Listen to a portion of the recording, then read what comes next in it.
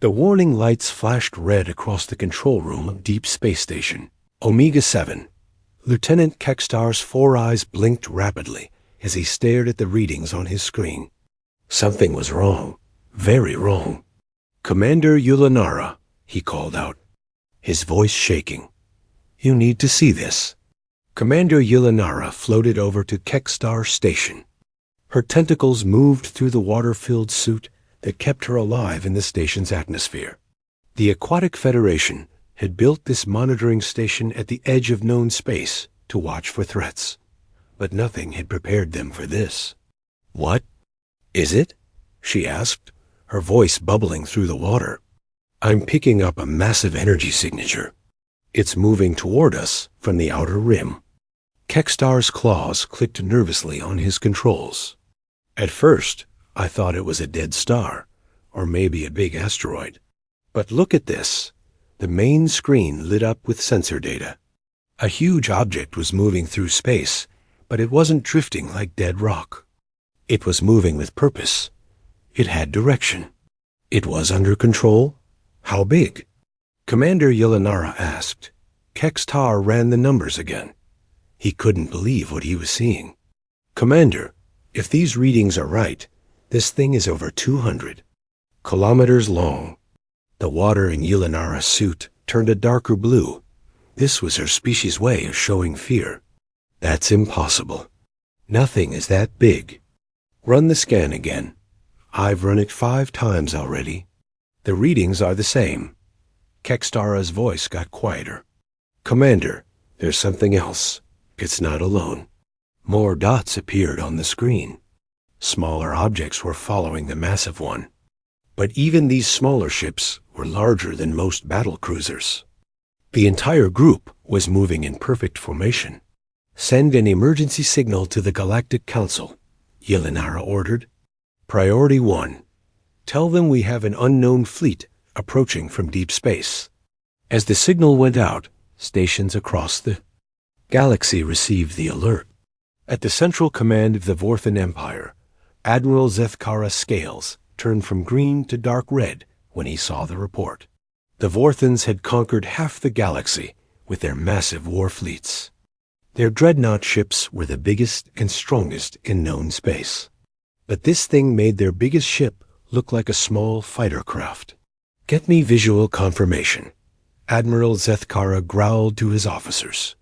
"I want to see what we're dealing with." 3 hours later, the first images arrived. The officers in the command center fell silent as the pictures appeared on the giant screen. Even Admiral Zethkara, who had seen 1,000 battles, felt his blood turn cold. The ship was unlike anything they had ever seen. Its hull was dark, metal that seemed to absorb light. Scars from old battles covered its surface, but the metal still gleamed with deadly purpose. Strange symbols were carved into its sides. Weapon ports dotted its hull like the eyes of some giant predator. The ship looked like it had been built for one purpose: war. "What are those markings?" One officer whispered. The ship's computer worked to translate the symbols. When the answer came back, the room became even quieter. "Sir," the computer's voice said, "the markings identify this vessel as US-1 Strike. The symbols appear to be from a language called English." Admiral Zethkara Scales went completely black. "English? That's impossible. Run the analysis." Again. But the computer gave the same answer. The ship was human. "Humans don't exist anymore," another officer said. "We made sure of that 300 years ago." Admiral Zethkara remembered the stories his grandfather had told him. Stories of a species that refused to surrender even when their worlds were burning. Stories of creatures that fought with such fury that they turned impossible defeats into shocking victories. Stories of beings that built weapons so terrible that the entire galaxy had joined together to destroy them. "Contact the other fleet commanders," Admiral Zethkara ordered. "Tell them to prepare for possible combat. And get me a direct link to the Galactic Council. They need to know about this immediately." On the ice world of Kristallos Prime, the Frozen, Brotherhood received the same images. Their leader, Arch-Chieftain Frostclaw, studied the pictures with growing worry. His people were warriors who lived for battle, but even they had legends about the humans. "The Death Speakers return," he whispered in his ancient language. "The Star Killers have come back." His warriors gathered around him, their breath forming clouds in the freezing air. They had heard the old stories passed down through generations. Stories of a war so terrible that it had nearly destroyed the galaxy. Stories of a species so dangerous that every other race had put aside their differences to fight against them. "What do we do, Arch-Chieftain?" asked one of his warriors. Frostclaw looked at the image of the massive ship again. Even on the screen, it seemed to radiate menace. "We prepare. If the humans have returned, then the galaxy will bleed again." Meanwhile, on the crystal homeworld of the ethereal collective, the Ancient Ones emerged from their deep meditation chambers. These beings of pure energy rarely involved themselves in physical matters, but the approaching ship had awakened something in their collective memory. "The flame-bearers walk among the stars once more," spoke the first ancient, its voice like wind through crystal caves. "We had hoped they were gone forever, but hope is a fragile thing." The younger members of the collective didn't understand. "Great Ones, what are these humans? Why do you fear them?" "Fear?" The first ancient's energy flared brighter. "Child, we do not fear them. We remember them. They are the ones who taught the galaxy what true warfare means. They are the ones who showed us that sometimes the only way to win is to be willing to lose everything." Back on Deep Space Station Omega-7, more ships were appearing on the sensors. Each one was massive, each one was armed, and each one carried the same strange markings that identified them as human vessels. "Commander," Yelanara watched the growing fleet with growing dread. "How many of them are there?" "I'm counting at least 50 ships, Commander." "Maybe more. They're spread out in a formation I've never seen before." Kekstar's voice was barely a whisper now. "Commander, what if the stories are true? What if humans really are as dangerous as the legends say?" Yelanara didn't answer. She was too busy watching the lead ship, the one called One Strike. It was getting closer now, and even from this distance, she could feel its presence like a weight on her soul. Whatever the humans had become during their 3 centuries in exile, one thing was clear. They had not spent that time learning to be peaceful. The galaxy was about to learn that some species don't die when you try to kill them. Some species just get stronger. And now, those species were coming home. News of the approaching human fleet spread across the galaxy like wildfire. On every world, in every space station, and in every corner of civilized space, the same word was whispered: humans. For most species, humans were just old stories, tales, that parents told their children to make them behave, legends about monsters from the dark spaces between stars. But as the massive ships continued their slow approach toward the galactic core, those old stories suddenly didn't seem so impossible anymore. On the library world of Keeper's Rest, the archivists worked day and night to find any information about the human species. Their vast digital libraries held the history of 10,000 worlds, but most records about humans had been destroyed long ago. Still, some fragments remained. Senior Archivist Telmar found the first useful file buried deep in the restricted archives. His 6 arms moved quickly across the control panels as he pulled up ancient military reports. "Listen to this," he said to his assistant. "This is from a Vorthan battle report, dated 312 years ago. The human defenders refused all offers to surrender, even when their city was completely surrounded and their weapons were destroyed. They continued to fight with whatever they could find. They used broken metal as spears. They threw rocks. They bit and clawed like wild animals. It took us 3 days to capture a city that should have fallen in 3 hours. We lost more soldiers taking that one human settlement then we lost conquering the entire Rigel system. His assistant, a young keeper named Vexilla, shivered despite her thick fur. They sound like animals. No, Telmar said quietly. Animals know when to give up. Read this next report. The screen showed another file, this one even older. It was written in the flowing script of the ethereal collective. We have made contact with the species that calls itself human, Talmar read aloud. They are unlike any beings we have encountered. When we shared our knowledge of peace and harmony with them, they thanked us politely. Then they asked if we had any knowledge of better ways to build weapons. They seemed to view conflict not as something to be avoided, but as something to be mastered. This troubles us greatly. As Telmar continued reading, more archivists gathered. Around, each new file painted the same picture. Humans were different. They didn't think like other species. Where most beings sought comfort and safety, humans seemed to seek challenge and struggle. Here's something from the Machine Republic, another archivist said.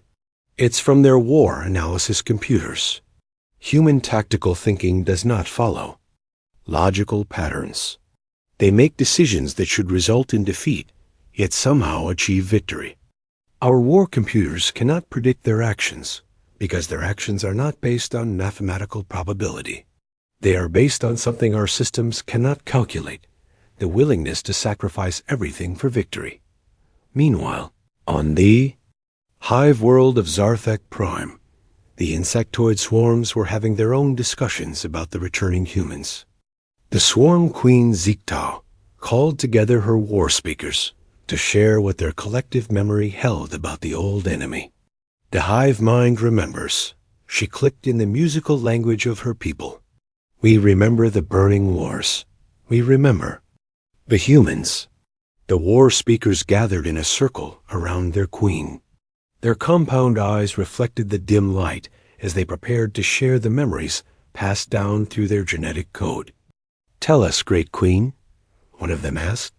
What did the humans do that made them so feared? Ziktau's mandibles clicked together in what humans might have recognized as laughter, though it held no humor.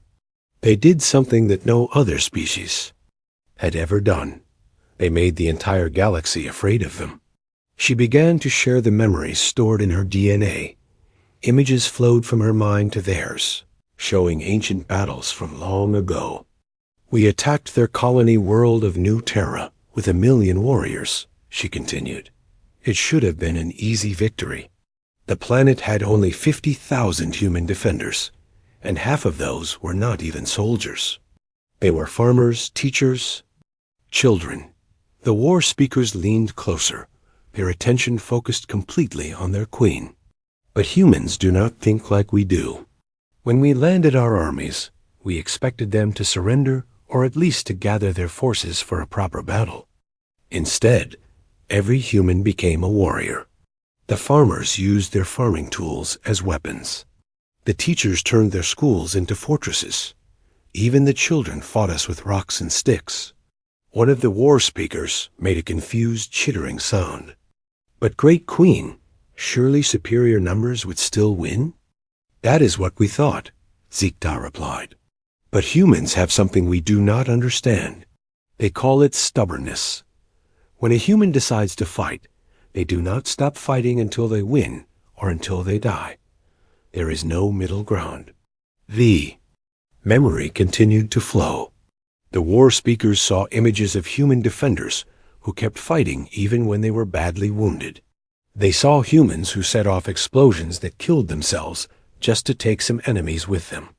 They saw humans who fought for days without food or sleep, driven by something that the logical minds of the insectoids could not understand.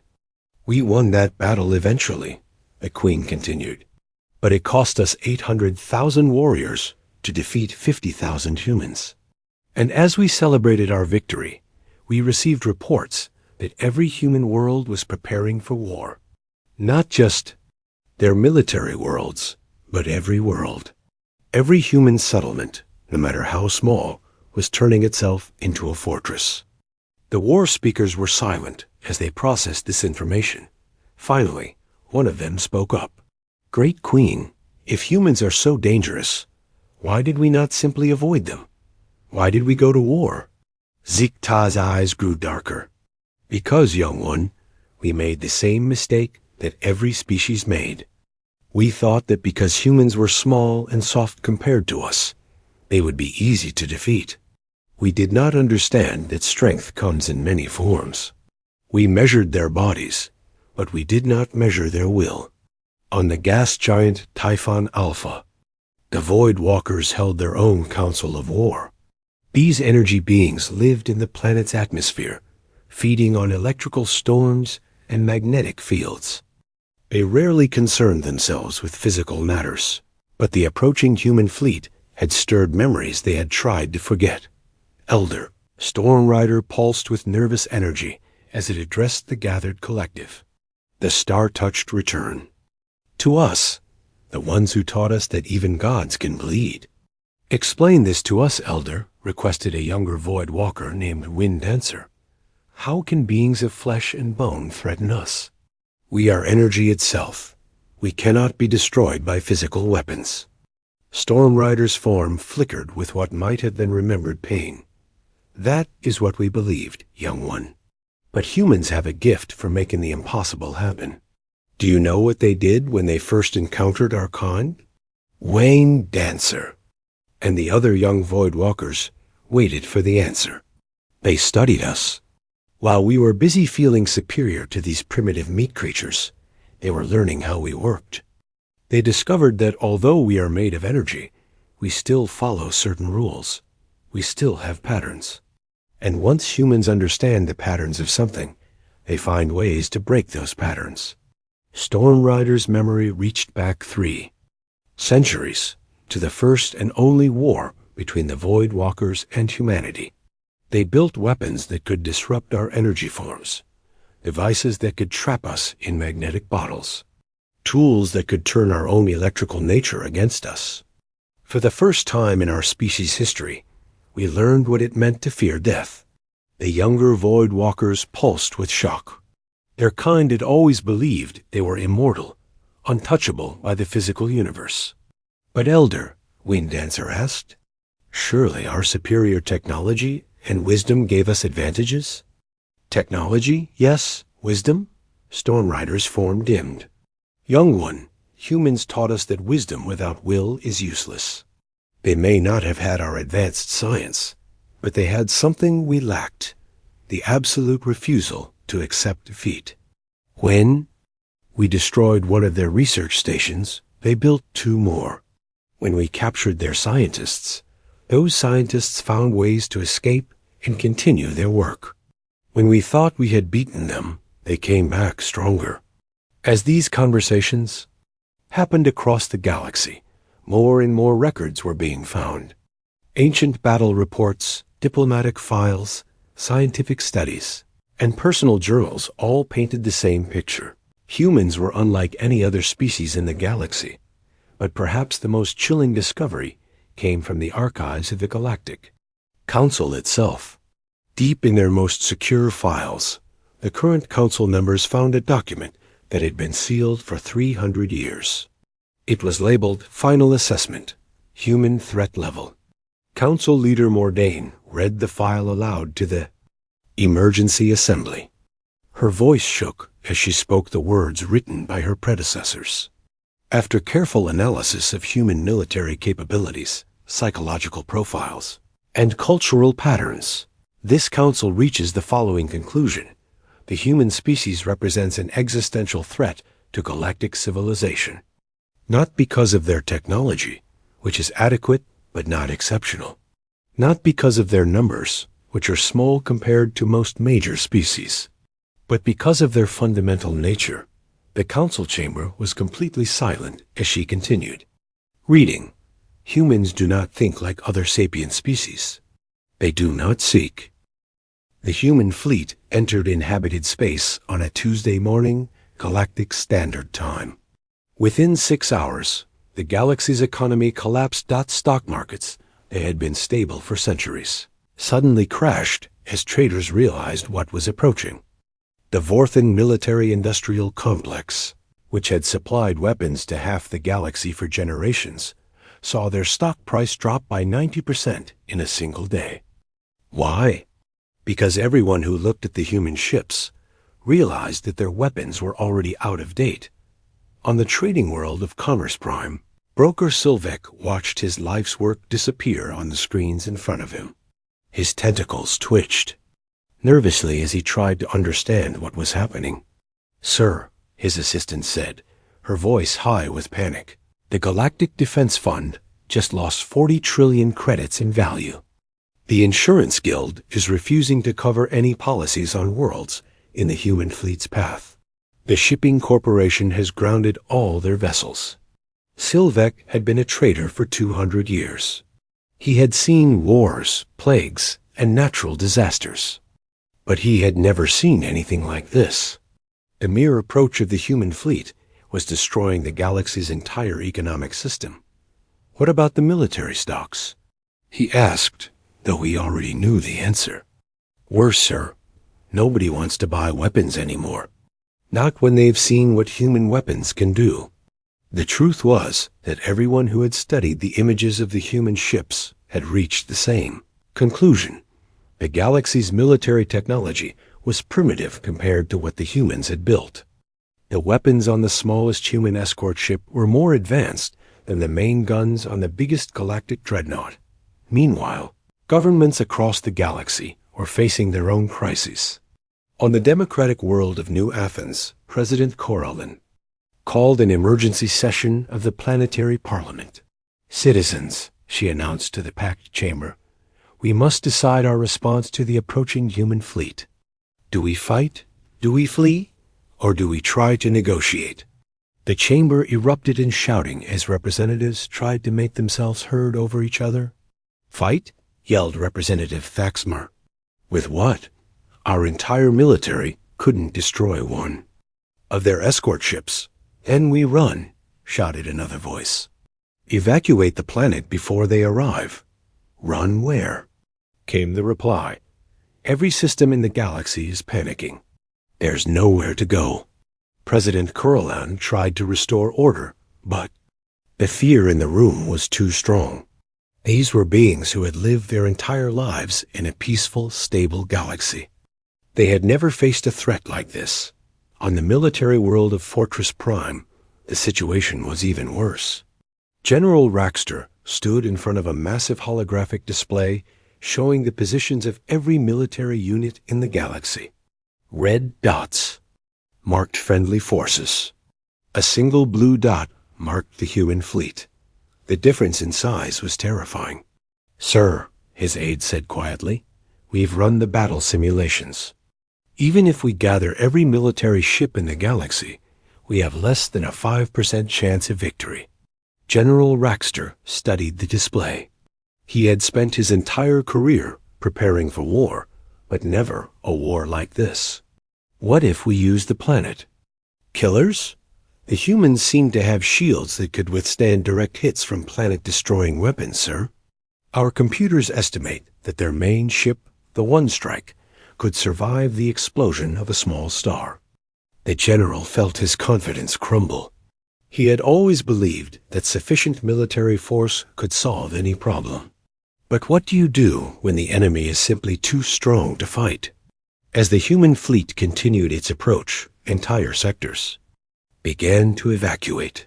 The Outer Rim territories, which lay directly in the fleet's path, saw the largest migration in galactic history as billions of beings fled toward the core worlds. But not everyone was running. On the ocean world of Aquatica, the Tide Runners were preparing to fight. Their leader, Admiral Deep Current, gathered her forces in the planet's deepest trenches. "We will not flee like frightened fish," she declared to her assembled warriors. "Our ancestors faced the humans 3 centuries ago. We will face them again." Her warriors clicked their agreement, but even they seemed less confident than usual.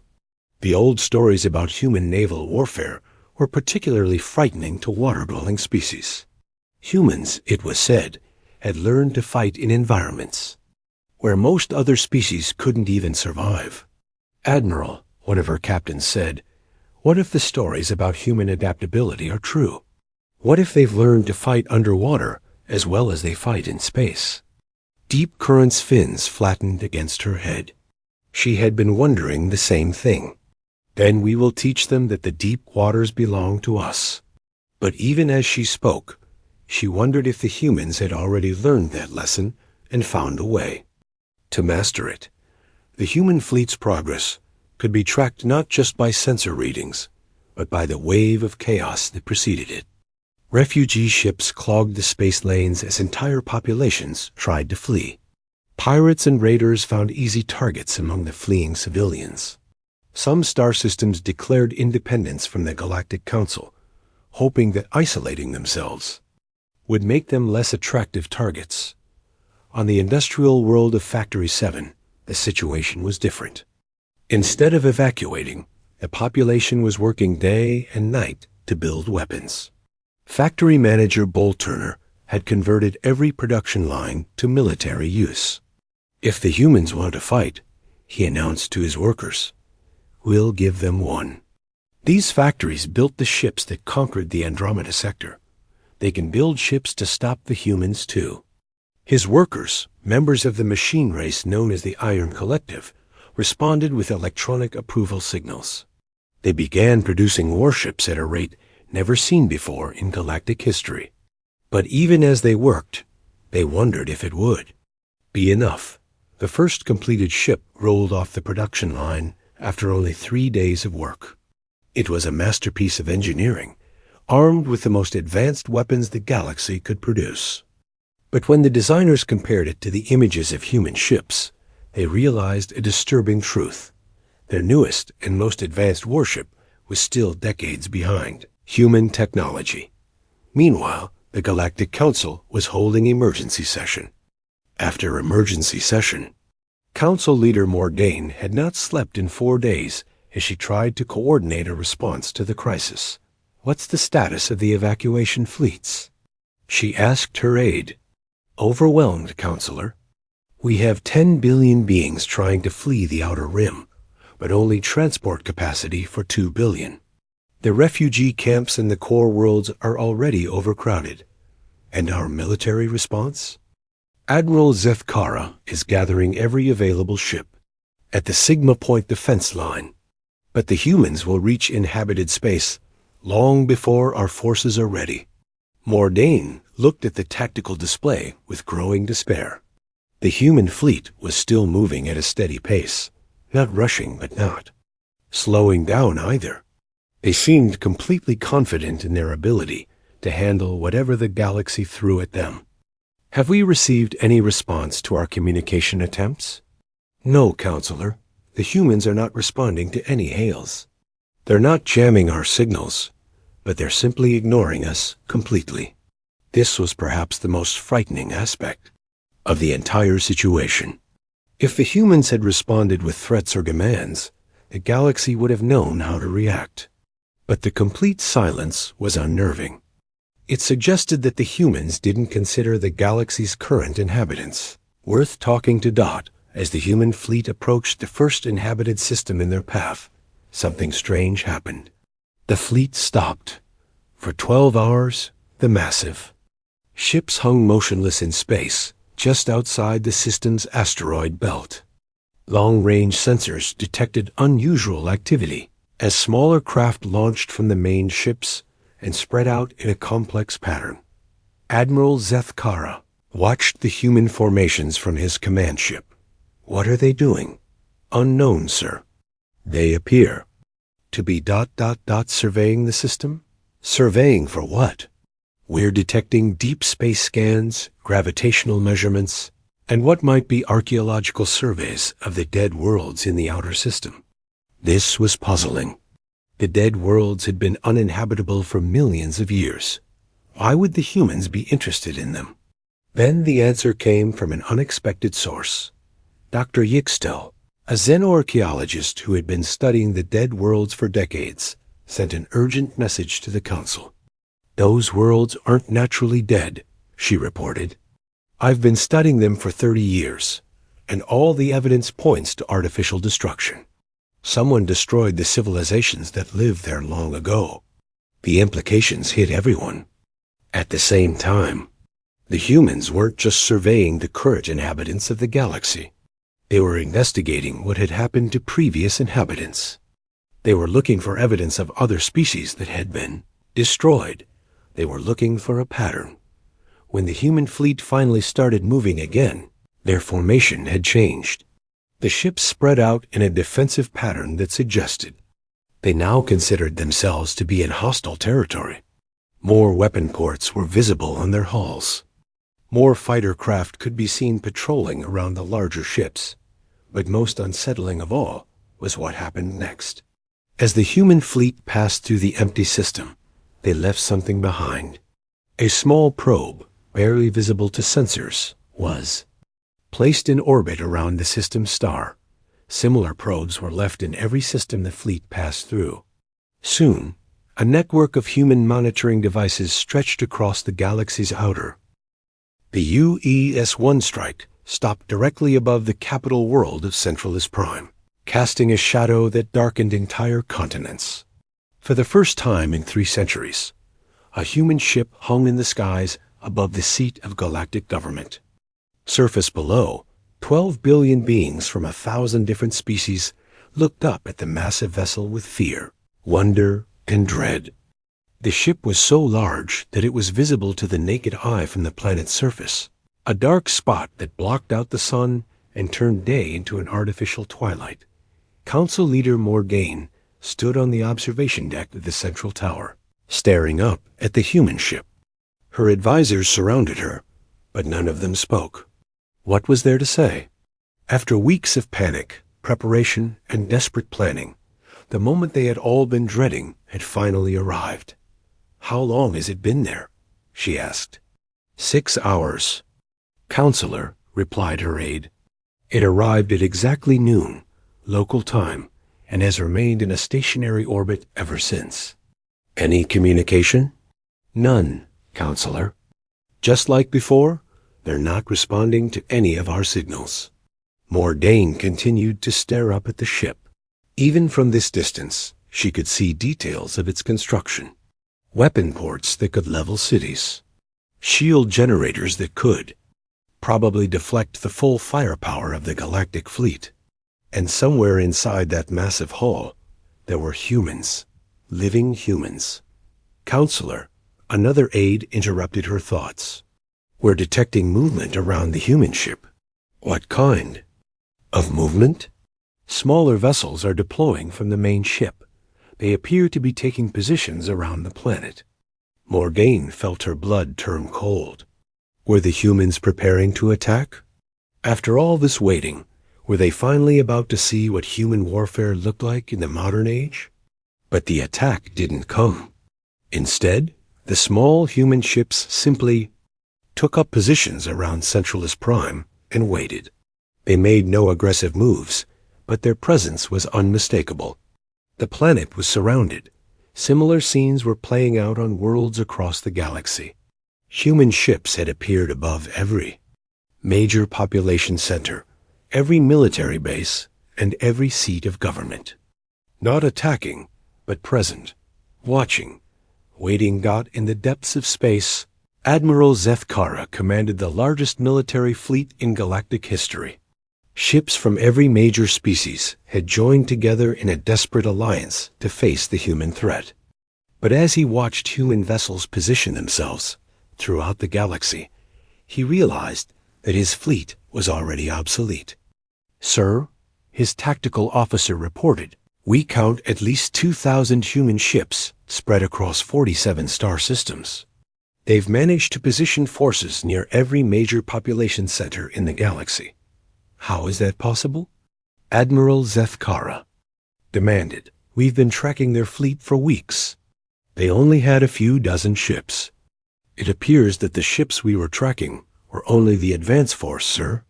The main human fleet must have been traveling through areas of space we weren't monitoring."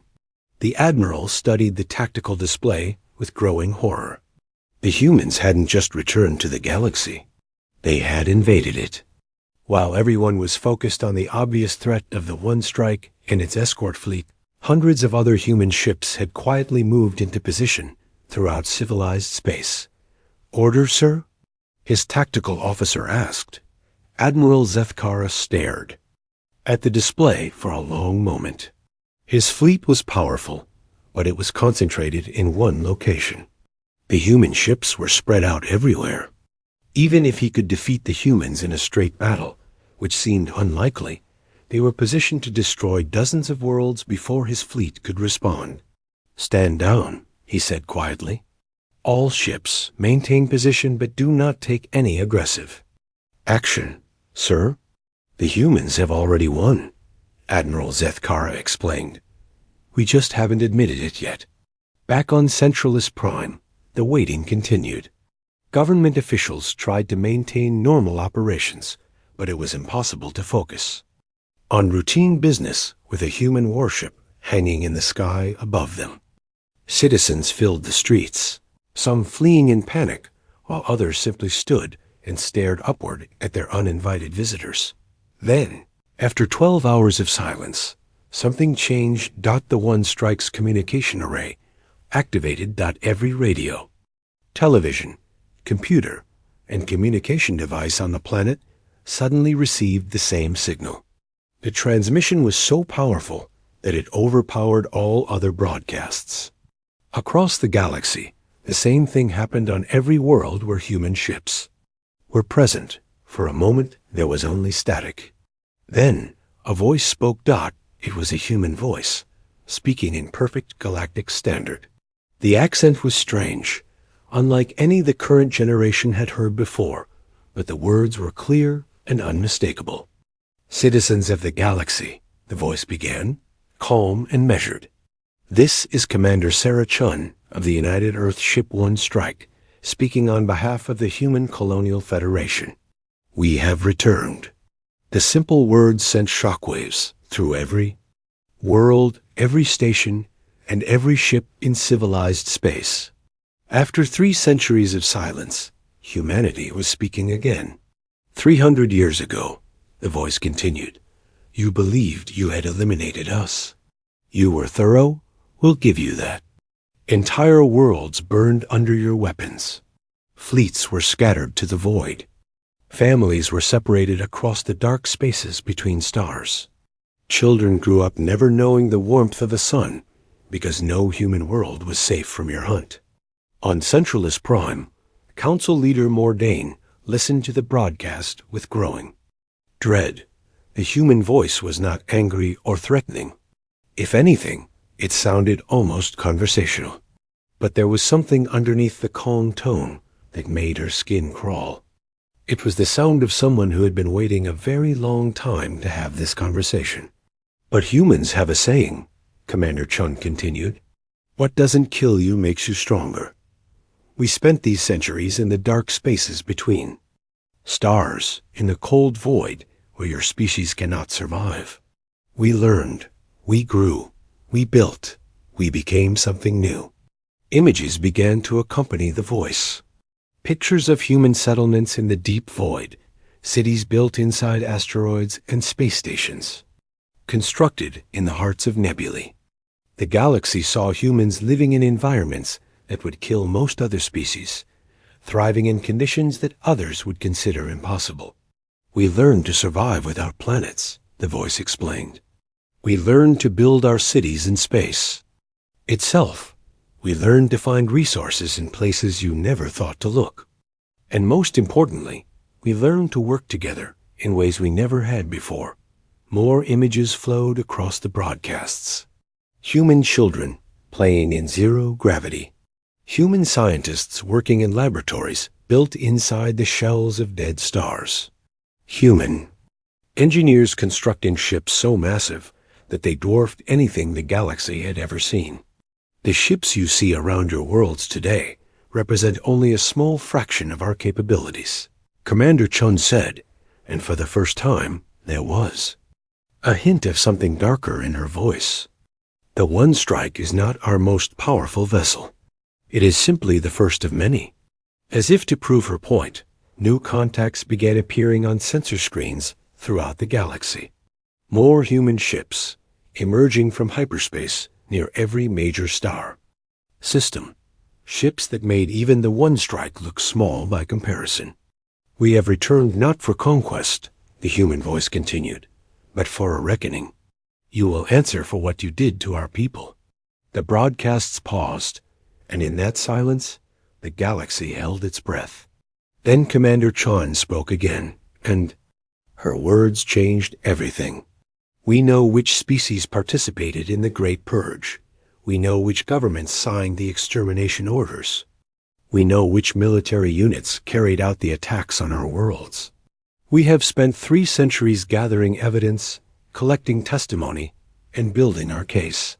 The implications hit every listener at the same time.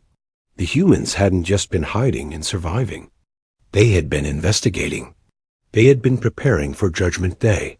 "We also know," the voice said, becoming slightly warmer, "which species tried to help us, which individuals risked their lives to warn human settlements of approaching attacks, which governments refused to participate in the genocide even when pressured by their allies.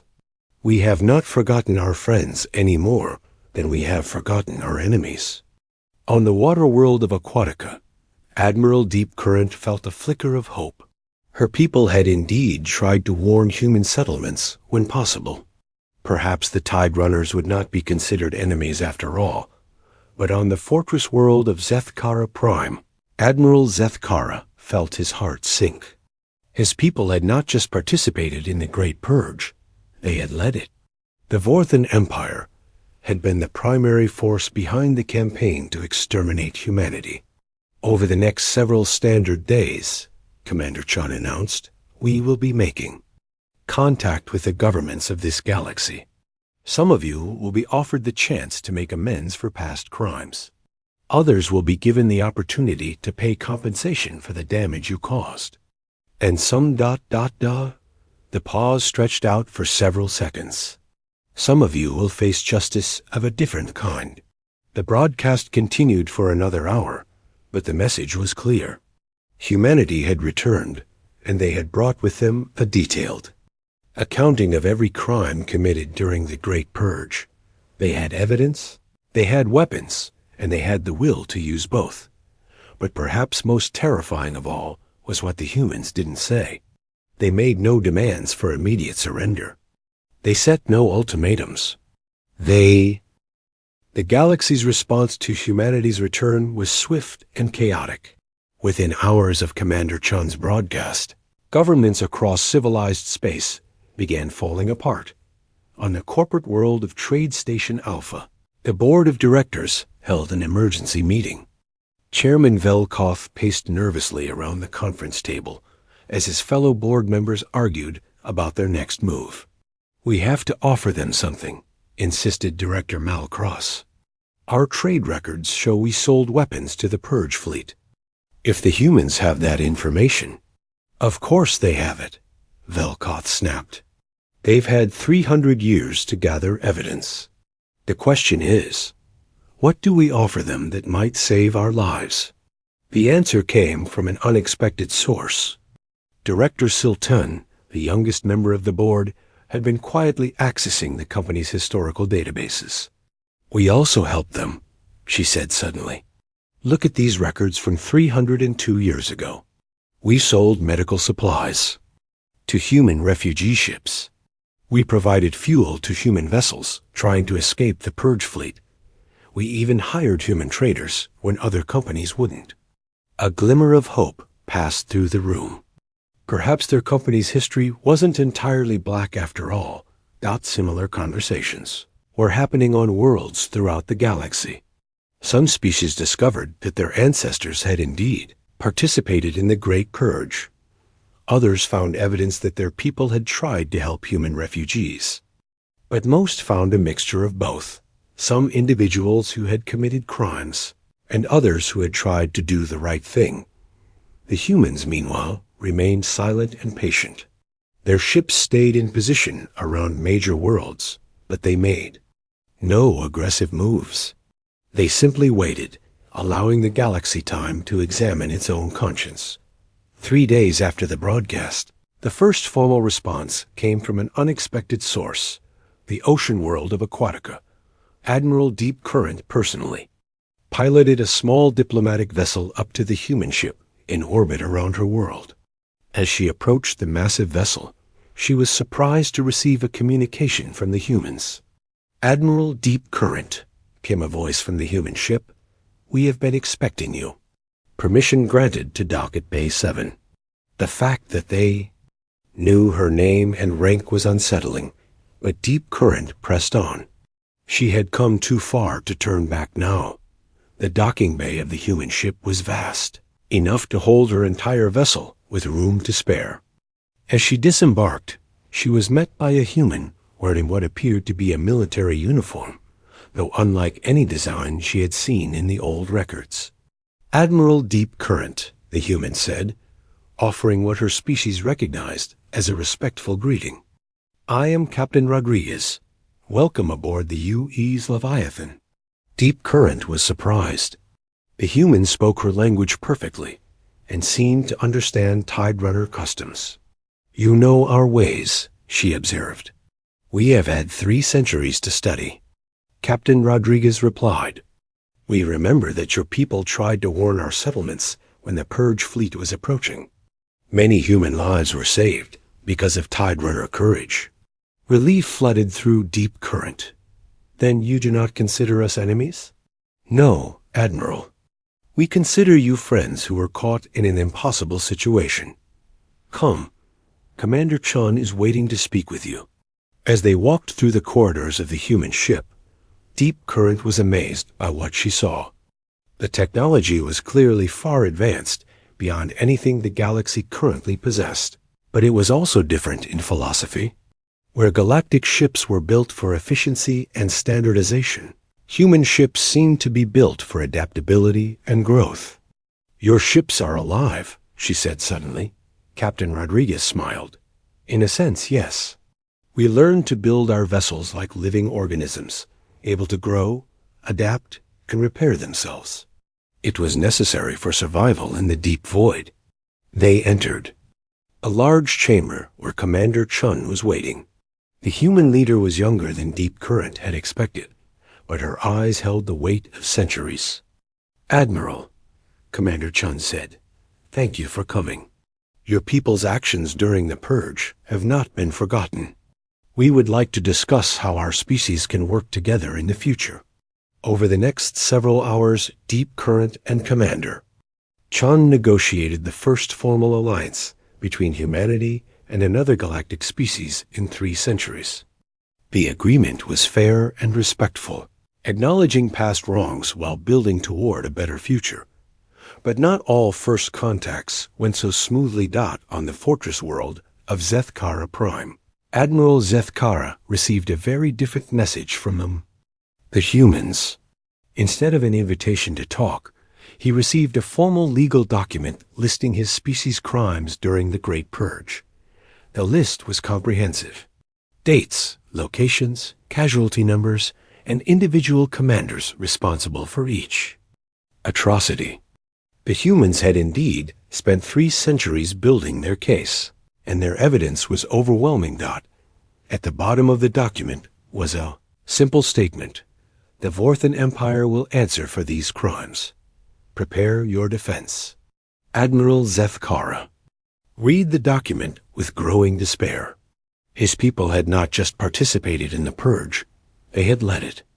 The evidence showed that Vorthan commanders had been responsible for the destruction of over 40 human worlds and the deaths of billions of innocent civilians. But even worse was the final page of the document. It contained a list of Vorthan, individuals who had tried to help humans during the Purge. The list was short, but it existed.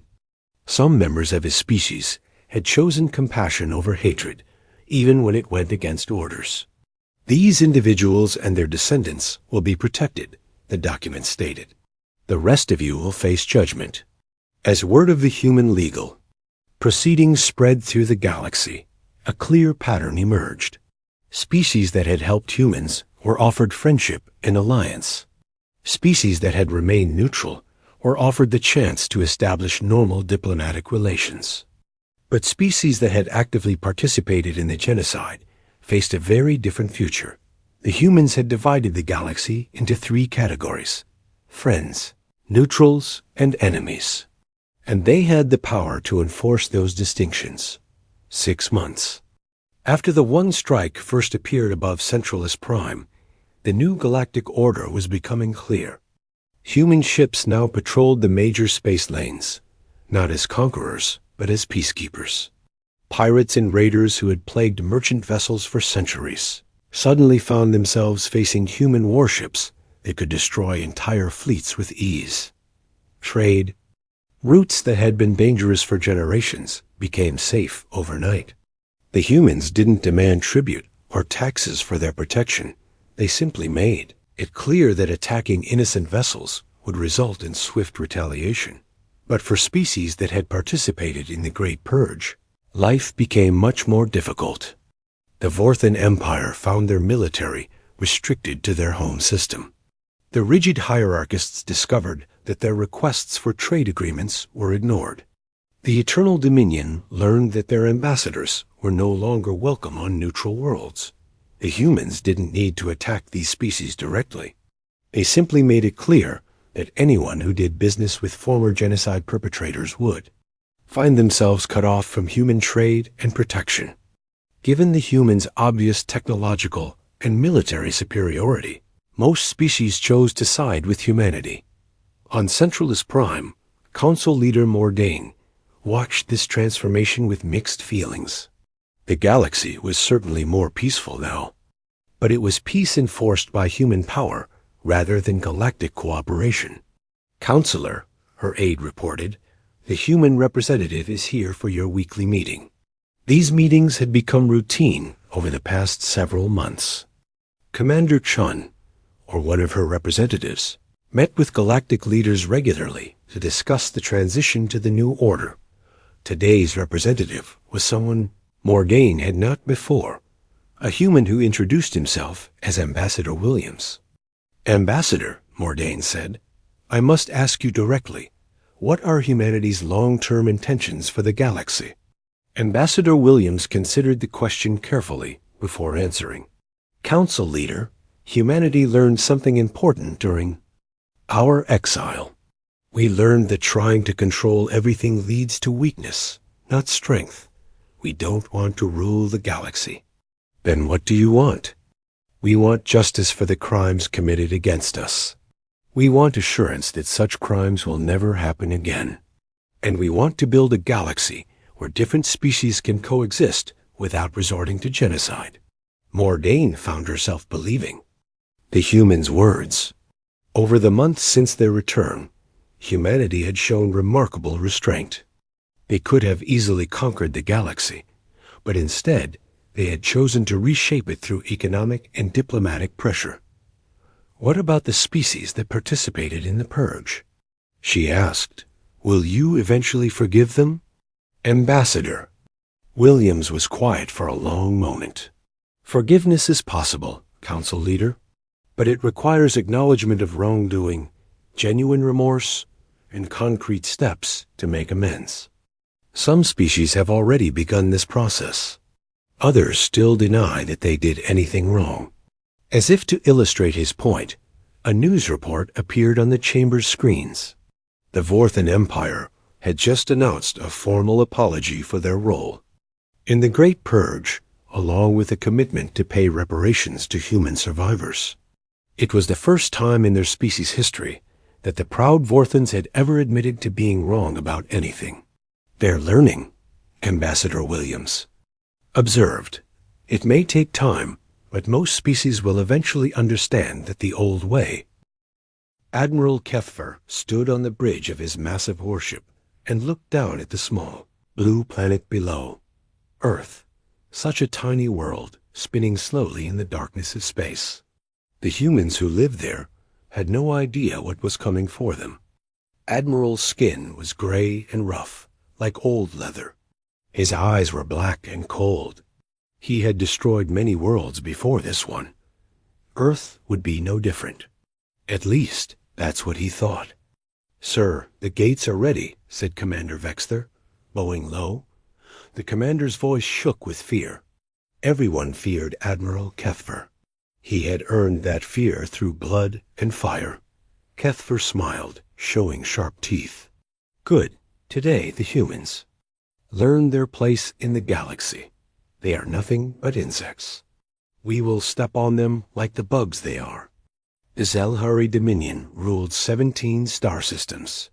Their empire was old and powerful. For thousands of years, they had taken what they wanted from weaker races. The humans were just the latest species to stand in their way. The trouble had started 3 months ago. Human colonies on the edge of space had found something valuable. Rare metals that the Zelhari needed for their ships and weapons. The Admiral had sent a message to Earth's leaders. Give us the metals, or we will take them by force. The humans had said no. Such foolishness. Did they not know who they were dealing with? The Zelhari had weapons that could crack planets in half. They had ships the size of cities. They had the Gate Protocol. The gates were the Zelhari's greatest weapon. They could open holes in space itself. These holes connected distant worlds. In the blink of an eye, through the gates, the Zelhari could send endless armies to any planet they chose. No enemy could stand against unlimited reinforcements. Open the first gate, Kethvar ordered. The space above Earth began to twist and bend. Reality folded in on itself like paper being crumpled. A bright light flashed, and suddenly there was a hole in the fabric of the universe. The hole was enormous, big enough for 100 ships to fly through side by side. Through the gate came the first wave of Zelhari warships. They were black and sharp, like giant knives cutting through space. Their weapons charged with deadly energy. Open the second gate. The Admiral commanded. Another hole tore open above a different part of Earth. More ships poured through. The sky above the human world filled with alien vessels. The third gate, sir? Yes. Let them see the full might of the Dominion. The final gate opened above Earth's largest city. The humans below looked up in terror as thousands of Zelhari ships blocked out their sun. The gates hung in space like 3 giant eyes, watching and waiting. Kethver activated his communication system. His voice boomed across every radio, television, and computer on Earth. Humans of Earth, he said, his words cold as winter. I am Admiral Kethver of the Zelhari Dominion. You have refused our generous offer. Now you will face the consequences. He paused, letting his words sink in. On the planet below, humans ran through their streets in panic. Some tried to hide. Others stood and stared at the sky in shock. Look upon our gates, the Admiral continued. Through them, we can bring unlimited forces to your world. For every ship you destroy, 10 more will take its place.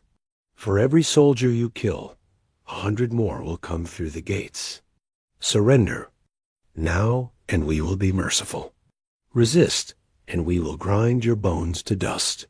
The first Zelhari troops began to drop from the ships. They fell like deadly rain, their armor gleaming in the sunlight. Each soldier was twice the size of a human, with thick gray skin and powerful muscles. Their weapons could burn through steel. The human military tried to fight back. Their planes rose to meet the alien ships. Their missiles streaked through the sky, but for every Zelhari vessel they destroyed, 5 more came through the gates.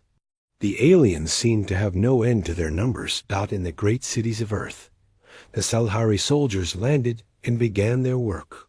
They moved through the streets like a gray tide, destroying everything in their path. Human weapons barely scratched their armor. Human soldiers fell before them like wheat before the harvest. Within 6 hours, the major population centers were under Zelhari control. The alien soldiers stood guard on every street corner. Their ships patrolled the skies. The gates continued to pour out reinforcements. The President of the United Earth Government sent a message to Admiral Kethver. We surrender, she said, her voice breaking with defeat. Please, no more killing. We will give you what you want. Kethver laughed. It was a sound like breaking glass. Too late for mercy, human. You should have surrendered when we gave you the chance. Now you will serve as an example to others who might think to defy us. But even as the Admiral celebrated his victory, something was happening that he did not see. In hidden bunkers beneath the ruined cities, small groups of humans were studying. The gates.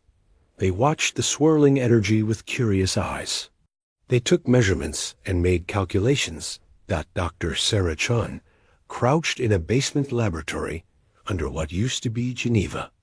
Around her, other scientists worked frantically at their computers. The building above them was in ruins, but their equipment still worked. Look at these readings, she whispered to her colleague, Dr. Yamazaki. The energy patterns are repeating. There's a mathematical sequence here. Dr. Yamazaki leaned closer to the screen. You're right, it's like a code. A very complex code, but still a code. Above them, Zelhari soldiers marched through the rubble of their city. The aliens thought they had won a complete victory. They had no idea that the humans were already studying their greatest weapon. In the hidden command bunker beneath the Rocky Mountains, General Martinez gathered the surviving military leaders from around the world. The room was dark and filled with the hum of computers. Listen carefully, he said to the faces on his screen. These were the leaders of what remained of Earth's armies. The aliens think they've won. Let them think that. While they celebrate, we learn. Colonel Okafor from Africa nodded grimly. My people are already studying the gate technology. There are patterns in the energy flow. Weaknesses we might exploit. Good, Martinez said. The Zelhari made one big mistake. They opened doorways to a species that doesn't know how to quit. They think these gates only work one way. They're about to learn different. Back on his command ship, Admiral Kethver looked down at the conquered Earth with satisfaction. The planet was his now. The humans had put up less fight than he expected. Perhaps their reputation for stubbornness was overstated. Sir, Commander Vexter approached carefully. Our forces report complete control of all major population centers. Resistance has ended. Excellent. Begin mining operations immediately. I want those rare metals extracted and shipped to our factories within the month. Yes, sir. Should we close the gates now? Kethver waved a dismissive hand. No, leave them open. Let the humans see them every day. Let them remember what happens when they defy the Dominion. Besides, keeping the gates open shows our strength. Any other species thinking of rebelling will see that we can maintain unlimited forces anywhere we choose. The Admiral turned away from the viewing screen. He had no way of knowing that his decision to keep the gates open was the biggest mistake in Zelhari history. The humans below were not broken. They were learning. And soon they would teach the Zelhari the true meaning of the word unlimited. In her underground laboratory, Dr. Chun smiled as her computer finished its latest calculation. Yamazaki, she called softly, I think I know how these gates work. And if I'm right, the Zelhari just gave us the keys to their entire empire. 3 weeks had passed since the Zelhari conquest of Earth.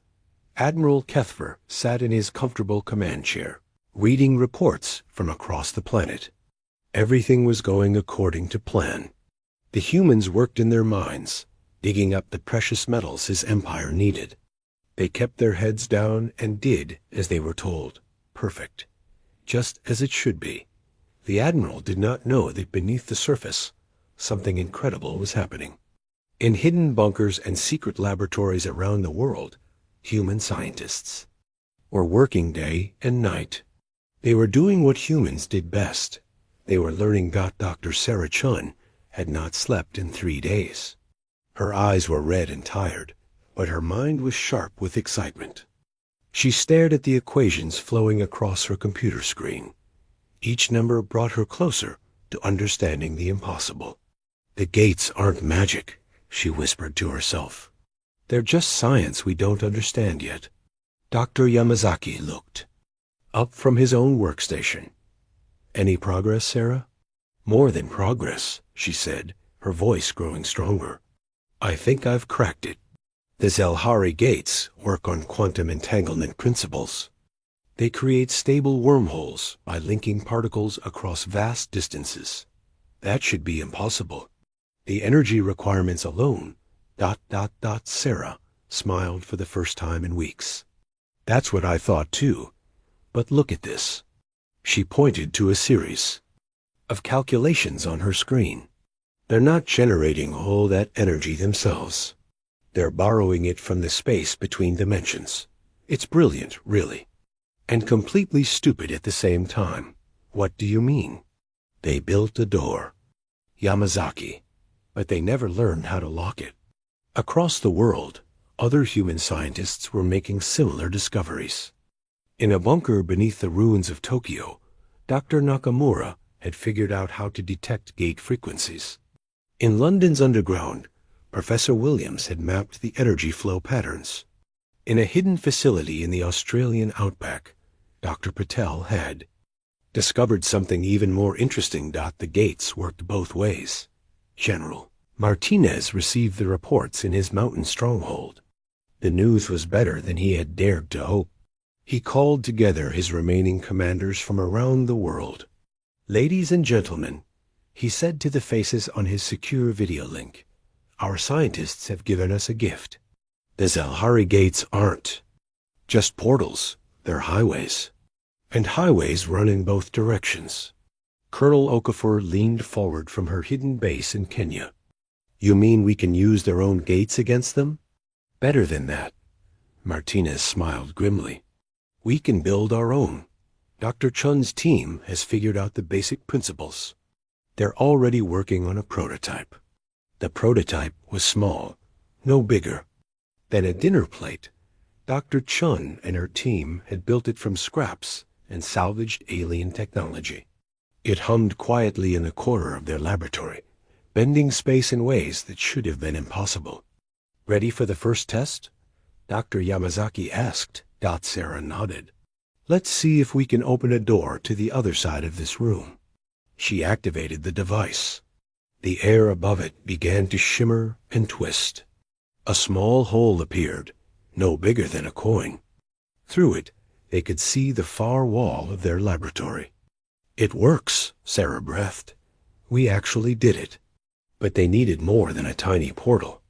They needed something that could carry people and equipment. Sarah's team worked for another week, improving their design. Each day, their gates grew larger and more stable. Meanwhile, human resistance fighters around the world began preparing for something the Zelhari never expected. They gathered weapons, made plans, and waited for the signal. The aliens thought they were controlling a broken population. They had no idea they were sitting on top of an awakening giant. The first human mission through a gate took place on a cold Tuesday morning. Captain Elena Vasquez volunteered to be the test pilot. She was a special forces officer who had survived the initial invasion by hiding in the mountains. Now she stood before a gate that was barely large enough for one person. Remember, Dr. Chun told her, this is just reconnaissance. Go through, look around for 30 seconds, then come back. Don't engage the enemy. We need to know what's on the other side before we commit to anything bigger.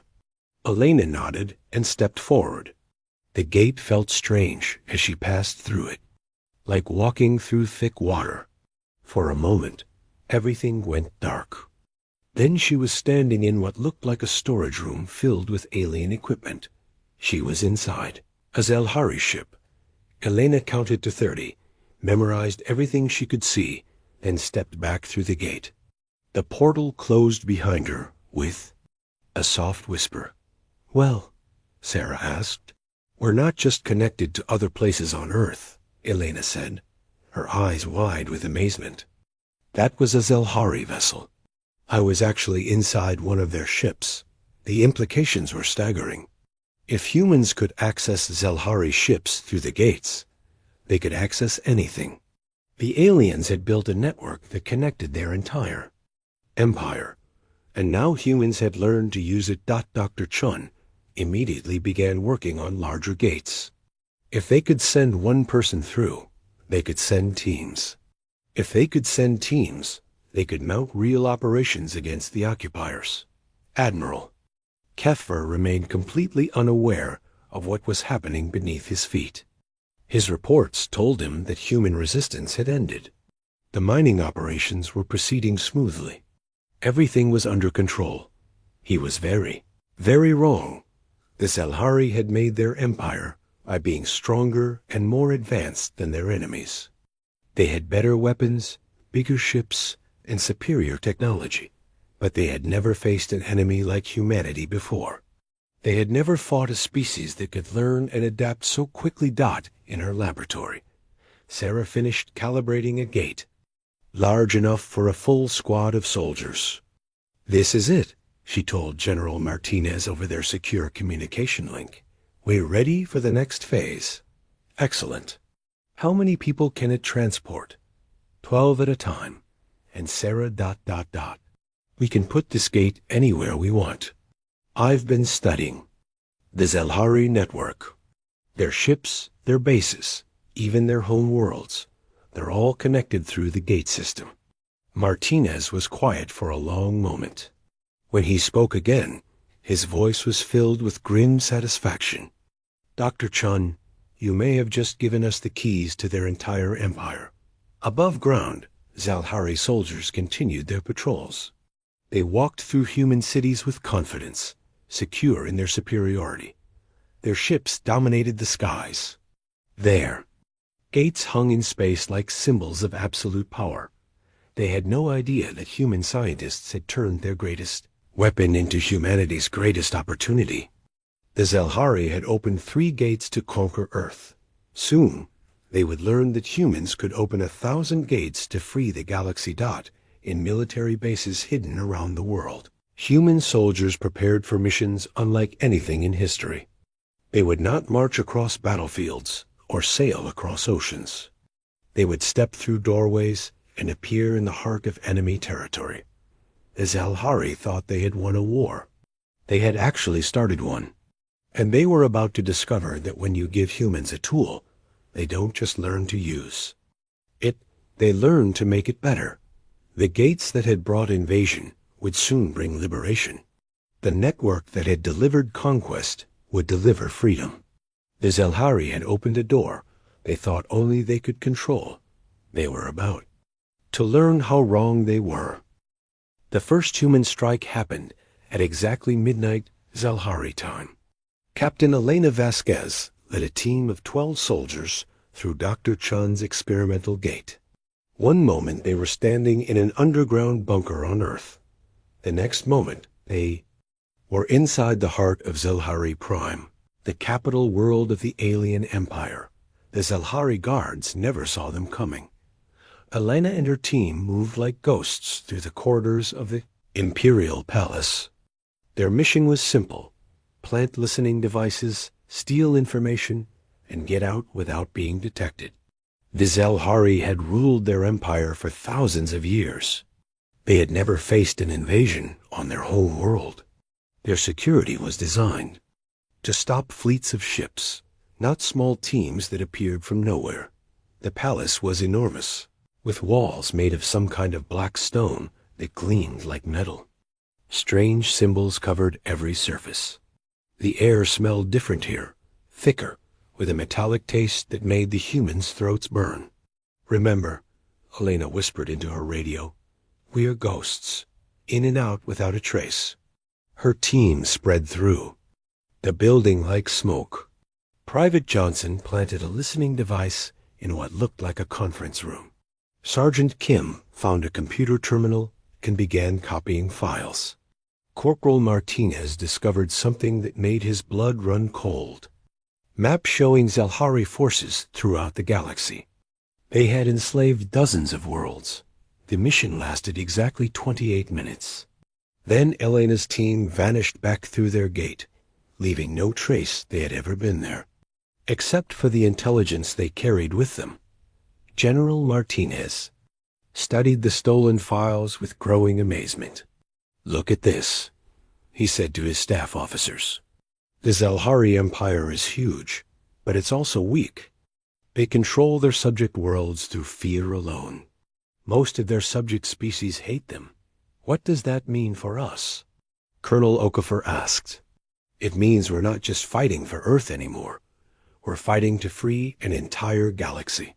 But first, they needed to test their new capabilities. Dr. Chun had been busy building more gates. Each one was smaller and more precise than the massive portals the Zelhari used. Human gates could open anywhere, inside walls, behind enemy lines, even inside sealed rooms. The second human mission targeted a Zelhari supply depot on the moon. This time, Alana's team didn't just steal information. They destroyed the entire facility from the inside out. The Zelhari found nothing but twisted metal and confused guards, who swore the explosion had come from everywhere at once. Admiral Kethvar received the report while eating his morning meal. He read it twice, then called for Commander Vexter. "What does this mean?" he demanded, waving the report. "How does a supply depot simply explode?" "We're investigating, sir. There were no human ships in the area. No missiles detected. The guards saw nothing unusual until the explosions began." Kethvar felt the first stirring of unease. "Double the security at all critical facilities, and send more ships to patrol Earth's moon." But doubling security did no good when the enemy could appear inside your most protected areas. Over the next week, mysterious explosions and equipment failures plagued Zelhari facilities throughout the solar system. Supply ships vanished. Communication arrays went dark. Guard posts reported strange sounds in the walls. The Zelhari commanders were baffled. They increased patrols, added more sensors, and posted extra guards. Nothing worked. The attacks continued to happen in places where no enemy should have been able to reach. Dr. Chun, meanwhile, had made another breakthrough. She discovered that Zelhari gates weren't just connected to places. They were connected to each other. The entire network was like a vast spider web stretching across the galaxy. And now humans had learned to crawl along those threads. "We can reach any world in the Zelhari Empire," she reported to General Martinez. "Their own gate network will take us there." This changed everything. Human teams began appearing on distant worlds where no human had ever set foot before. They made contact with enslaved species who had been fighting hopeless battles against Zelhari oppression for centuries. On Vexka Prime, a world of blue-skinned humanoids called the Sectar, human soldiers met with rebel leaders in hidden caves. The Sectar could hardly believe what they were seeing. "You came through the enemy's own gates?" asked Warlord Vexvana, the leader of the Sectar resistance. "That should be impossible." Captain Williams, Alana's counterpart in this sector, smiled. "Humans specialize in impossible things. We'd like to teach you how to do it too." Within days, human instructors were showing Sectar rebels how to build and operate their own gates. The aliens were quick learners, and soon small portals were opening in Zelhari facilities across their world. That the same thing happened on world after world. Humans appeared like miracle workers, bringing the one thing that all oppressed peoples needed most: hope, and the tools to fight back. Admiral Kethvar began receiving increasingly desperate reports from across his empire. Rebellions were breaking out on worlds that had been peaceful for generations. His forces were being attacked from impossible directions. Equipment was vanishing from secure facilities. His communications network was full of confused messages from commanders who couldn't explain what was happening. "Sir," Commander Vexter said during their daily briefing, "I'm beginning to think these incidents are connected. The timing is too precise to be coincidence." "Connected how?" "We're talking about attacks on dozens of different worlds, separated by thousands of light years. That's just it, sir. The only thing that connects all these worlds is our gate network. Kethver stood up slowly. For the first time since the conquest of Earth, he felt real fear. Are you suggesting that the humans have learned to use our gates? I don't know how, sir. But it's the only explanation that makes sense. The Admiral walked to his viewing screen and stared down at Earth. The planet looked peaceful from orbit. The mining operations continued normally. Human workers went about their tasks without complaint. But now he wondered what else might be happening down there. Send a team to investigate the human research facilities, he ordered. I want to know what they've been doing. But when the Zelhari soldiers reached Dr. Chun's laboratory, they found it empty. The humans had moved their operations deeper underground into places the aliens didn't even know existed. The gate network that the Zelhari had built to project their power was now being used to hide human activities from their view. Elena Vasquez stood in the ruins of what had once been a Zelhari prison camp on the world of Kethmoran. Around her, freed prisoners from a dozen different species celebrated their liberation. The camp's guards had fled when human soldiers began appearing from thin air inside their own command bunker. How many more camps like this are there? Elena asked Zephyr, a tall insectoid alien who had been imprisoned for opposing Zelhari rule on his home world. Hundreds, Zephyr replied, his translator device giving his words a mechanical sound. Maybe thousands. The Zelhari have been enslaving worlds for millennia. Elena activated her communication device. General Martinez, this is bigger than we thought. We're not just fighting an empire. We're fighting a system of oppression that spans half the galaxy. Understood, Captain. Dr. Chun has more gates ready. We're going to need every one of them. Back in her new laboratory, Sarah Chun worked frantically to meet the growing demand for gate technology. Every freed world wanted the ability to liberate. Others. Every rebel group needed the tools to strike at their oppressors. The network of human-controlled gates was growing exponentially, but Sarah had discovered something else, something that excited her even more than the gate technology itself. The Zelhari hadn't invented the gates. They had found them, abandoned on a dead world thousands of years ago. The original builders were long gone, but their technology remained, and the technology was far more advanced than the Zelhari realized.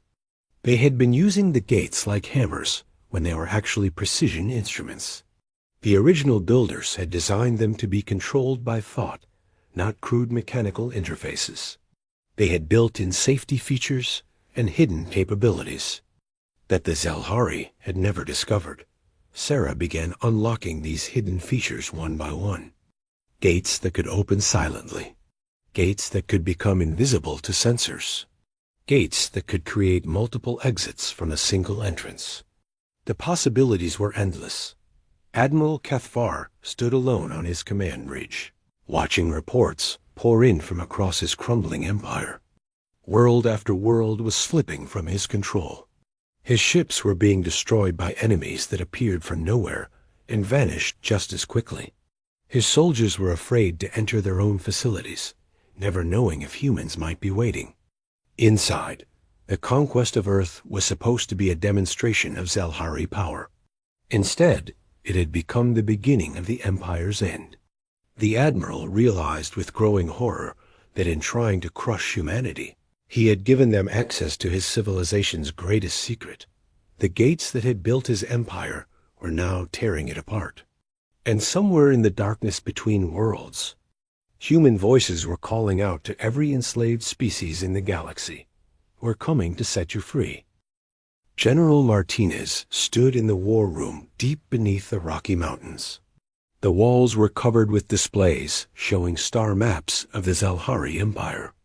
Red dots marked worlds still under alien control. Green dots showed liberated planets. Blue dots indicated worlds where rebellions were in progress. There were a lot more green and blue dots than red ones now.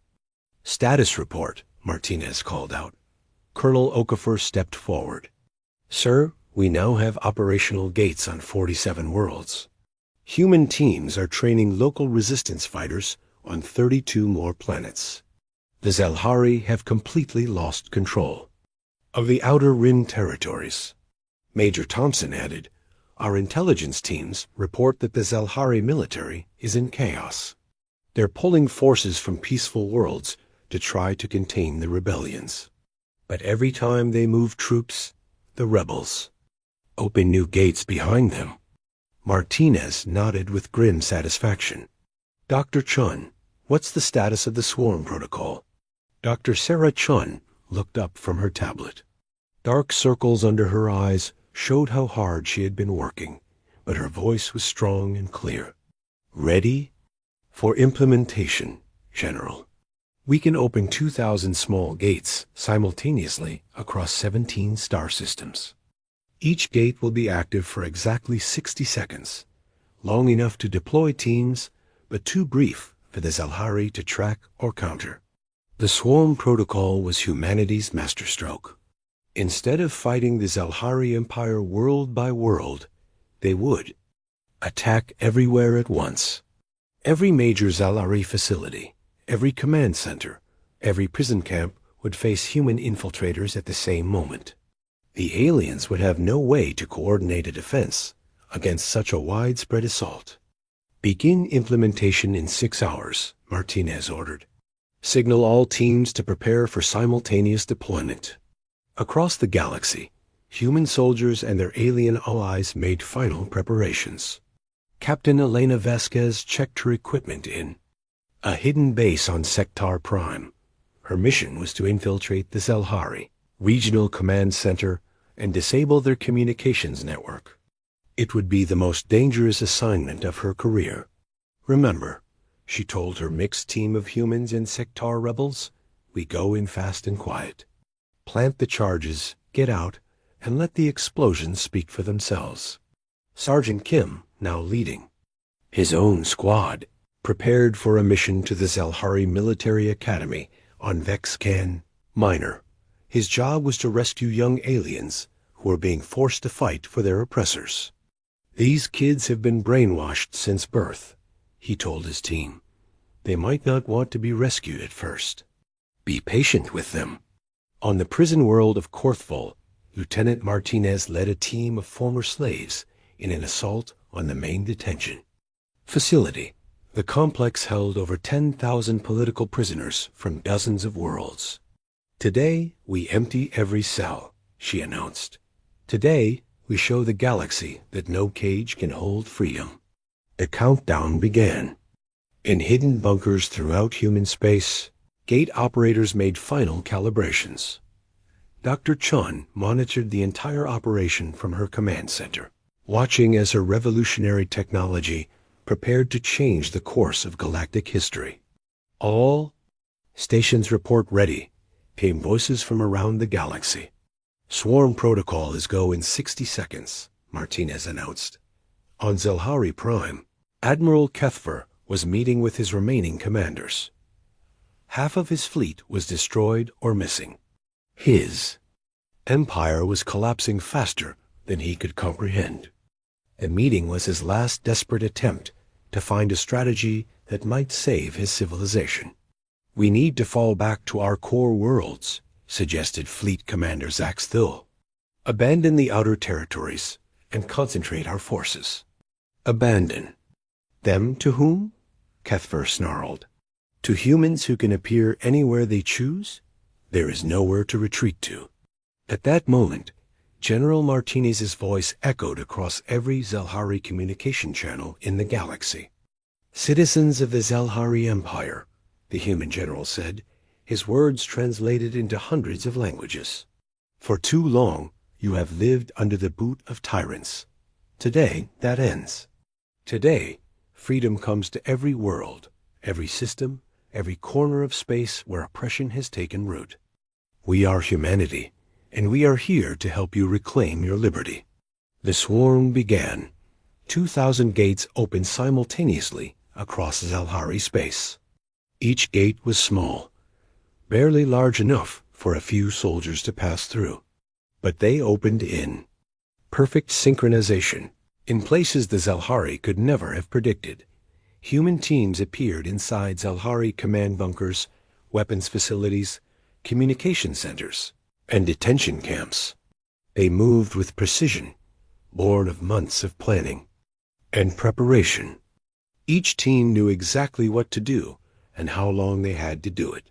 Elena's team materialized inside the regional command center just as Admiral Kethver was receiving reports of the coordinated attacks. The Zelhari officers spun around in shock as armed humans appeared in their most secure facility. "Nobody move," Elena commanded in the Zelhari language, which she had learned during her months of covert operations. "We're not here to hurt you. We're here to end this war." The Zelhari commanders reached for their weapons, but Elena's team was faster. Within seconds, the alien officers were disarmed and secured. Elena moved quickly to the main communication console and began uploading a virus that Dr. Chun had designed. It would spread through the Zelhari communication network, making it impossible for their forces to coordinate. On the prison world, Lieutenant Martinez and her team found themselves in a facility that stretched for miles underground. Thousands of cells held beings from across the galaxy, some who had been imprisoned for decades. "Open all the cells," she ordered her technical specialist. "Every single one." As the cell doors swung open, confused prisoners emerged to find human soldiers offering them freedom. Many could hardly believe what they were seeing. Some wept, others cheered. All of them understood that something fundamental had changed in the galaxy. At the military academy, Sergeant Kim's team faced a different challenge. The young aliens they had come to rescue had been taught that humans were monsters. When armed soldiers appeared in their dormitory, many of the cadets tried to fight. "We're not here to hurt you," Kim called out in the universal trade language. "We're here to give you a choice. You can keep serving an empire that treats you as slaves, or you can help us build something better." One by one, the young aliens stopped fighting and began listening. Kim showed them recordings of liberated worlds, of former slaves working alongside their rescuers to build new governments based on freedom rather than fear. The swarm protocol lasted exactly 60 seconds. Then every gate closed simultaneously, leaving the Zelhari Empire in chaos. Communication networks were down. Command structures were shattered. Prison camps stood empty. Military academies were in rebellion, but most importantly, the galaxy had seen what was possible.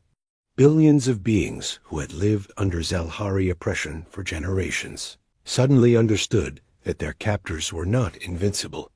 The empire that had seemed eternal was crumbling before their eyes. Dr. Chun monitored the aftermath from her command center. Reports flooded in from across the galaxy. Every mission had succeeded. Not a single human team had been lost. The Zelhari Empire was finished as a military force. "General," she called to Martinez, "we're receiving surrender offers from 17 Zelhari worlds. They want to negotiate terms." "What terms do they want?" Martinez asked. "Most of them are asking for protection from their former slaves. They're afraid of revenge attacks." Martinez was quiet for a moment. Then he activated the galactic communication system one more time. "To all Zelhari commanders still capable of receiving this message," he said, "the war is over. Your empire is finished. Any world that surrenders immediately and releases all prisoners will be offered protection and the chance to build a new government based on freedom and equality. Any world that continues to resist will face the consequences." The response was swift. Within hours, Zelhari governors from across the galaxy were broadcasting their surrender. They had seen what happened when they fought humans. They had no desire to see what would happen if humans got truly angry. On Zelhari Prime, Admiral Kethver sat alone in his ruined command center. His communications were down. His fleet was scattered or destroyed. His empire was gone. A small gate opened behind him. General Martinez stepped through, flanked by 2 human soldiers. "Admiral," Martinez said politely, "I believe we need to talk." Kethva turned slowly to face the human general. "You have won," he said simply. "What happens now?" "Now," Martinez replied, "we help you build something better. Something where all species can live free. The gates your people discovered were never meant to be weapons of conquest. They were meant to bring civilizations together in peace." The admiral looked at the human general with something like wonder. "You could destroy us completely. Why would you show mercy?" Martinez smiled. "Because that's not who we are. We didn't fight to destroy your people, Admiral. We fought to free everyone your empire had enslaved, including you." Outside the windows of the command center, the sky began to fill with ships. But these were not warships coming to finish the conquest. They were rescue vessels, medical ships, and construction craft.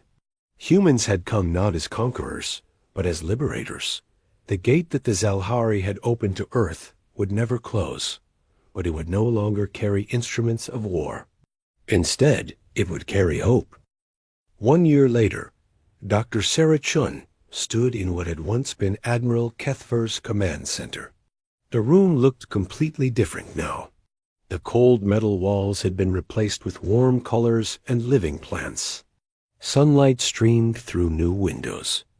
It opened onto gardens where dozens of alien species worked side by side. Sarah was no longer just a scientist, hiding in underground bunkers. She was now the director of the Galactic Gate Council, helping coordinate the peaceful use of gate technology across hundreds of worlds. The work was challenging, but she had never been happier. Dr. Chun, called Zephyr, the insectoid alien who had once been imprisoned by the Zalhari. He now served as the representative for his world in the new Galactic Assembly. "The morning briefing is ready to begin." Sarah nodded and walked to the main conference room. The space was filled with beings from across the galaxy: humans, Sektar, Ex-Khani, former Zalhari, and dozens of other species. A year ago, most of these peoples had been enemies or strangers.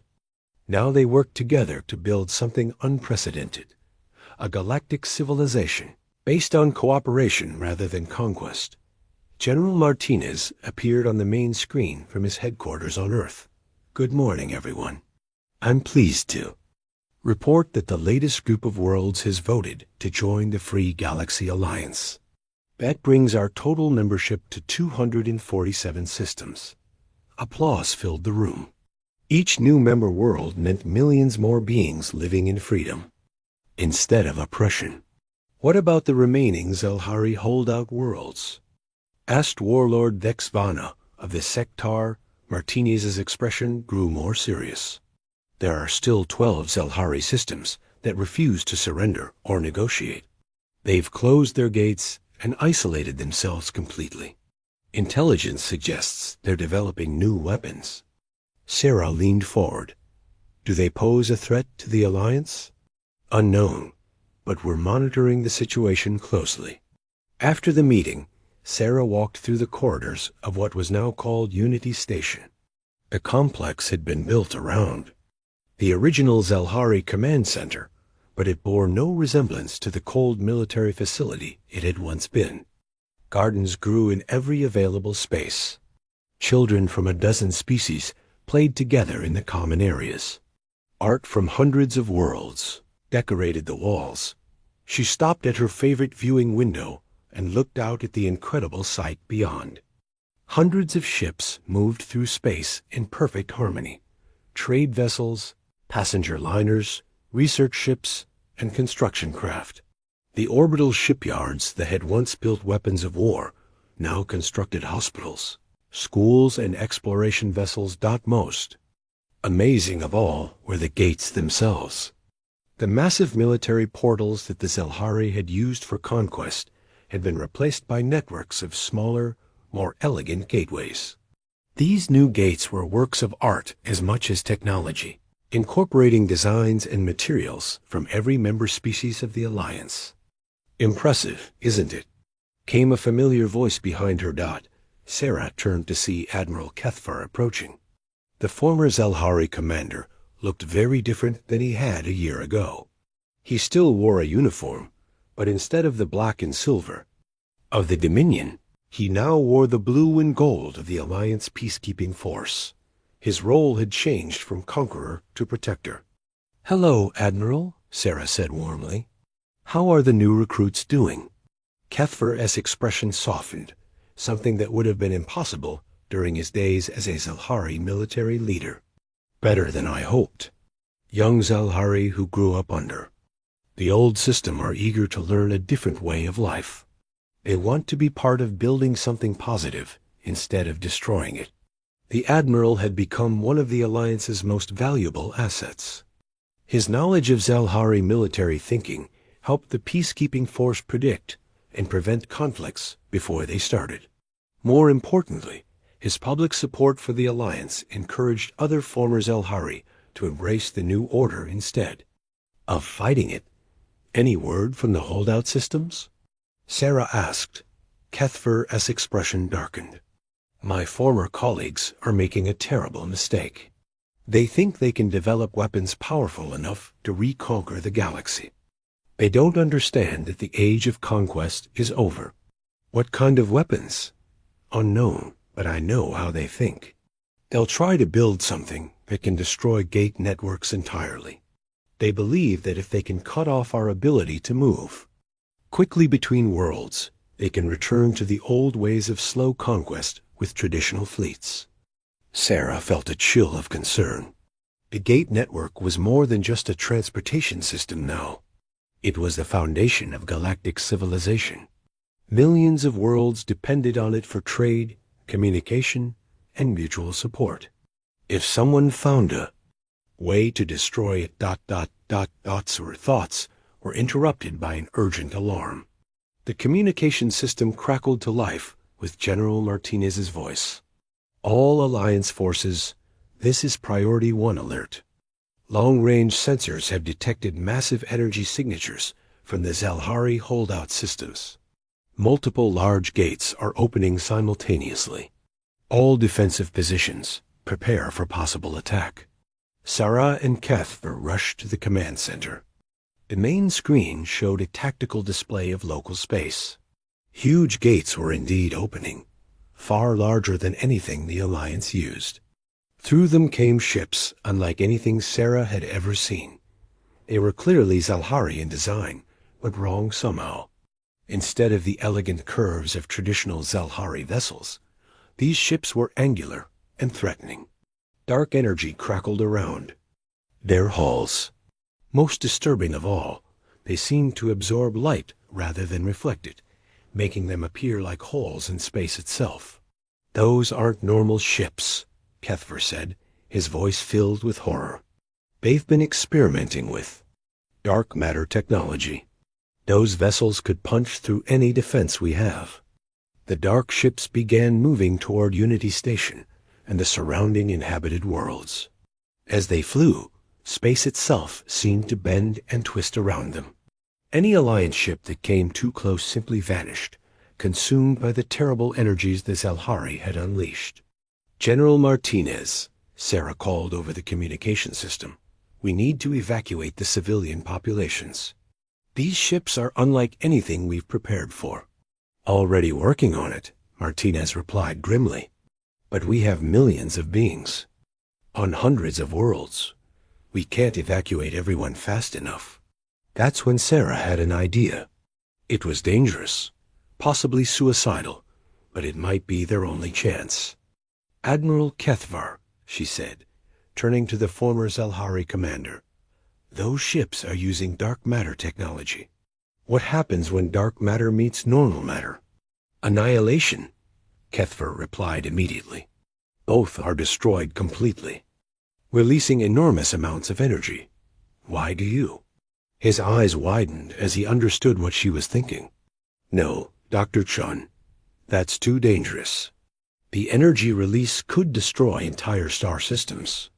Only if we do it wrong, Sarah said, already moving toward her laboratory. But if we do it right, we could create a controlled annihilation reaction. Instead of destroying everything, we could channel that energy into the gate network itself. She began working frantically at her computers, pulling up the most advanced gate equations she had ever attempted. What she was planning was theoretically possible, but it had never been tested. One mistake could indeed destroy everything they had built. The dark ships were getting closer. Reports came in of outer defense stations simply disappearing as the Selhari weapons consumed them. Time was running out. Sarah, Kethver said gently, even if your plan works, someone would have to manually control the gate during the annihilation reaction. The energies involved would kill anyone in the control chamber. Sarah looked up from her work. I know. I'll do it. No, came General Martinez's voice over the communication system. He had been monitoring their conversation. Dr. Chun, you're too valuable to the Alliance. We'll find another way. There is no other way, Sarah replied calmly. I'm the only one who understands the gate technology well enough to control the reaction, and someone has to make the sacrifice. She continued, working, refining her calculations. Around her, Alliance forces prepared for what looked like their final battle. Ships that had been built for peace and exploration, prepared to face weapons designed for absolute destruction. But then something unexpected happened. Gates began opening throughout the Alliance territory, not the massive military portals used by the dark ships, but thousands of small, precise gates. Through them came not weapons or soldiers, but ordinary citizens from hundreds of worlds. Farmers, teachers, shopkeepers, students, artists, and workers of every description stepped through the gates. They came from human worlds, Siktar colonies, former Zelhari territories, and dozens of other civilizations. Each carried the tools of their trade, but they came with a single purpose. What are they doing? Kethver asked in amazement. CE Feather stepped forward, speaking for the massive crowd of civilians who had just arrived. Dr. Chun, you taught us that the gates belong to everyone. You showed us that freedom is worth fighting for. We won't let you face this alone. Sarah stared in wonder as beings from across the galaxy formed orderly lines leading to her laboratory. I don't understand. What can civilians do against weapons like those? We can help you build a better gate, said a Vexconi engineer. My, people are experts in energy containment? We know how to work with dangerous materials, added a human mining foreman from the asteroid colonies.